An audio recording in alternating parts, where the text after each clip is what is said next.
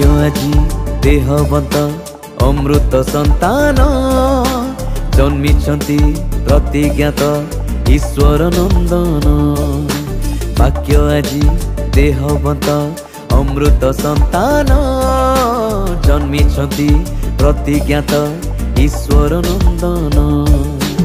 ऊर्ध्व लोके हुए महिमा ईश्वरक शांति पृथ्वी रे सरीछि दुख शोक।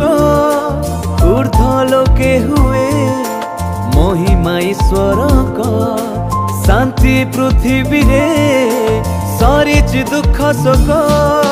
भाग्य आजी देहवत अमृत संतान जन्मिछन्ति प्रतिज्ञात ईश्वर नंदन।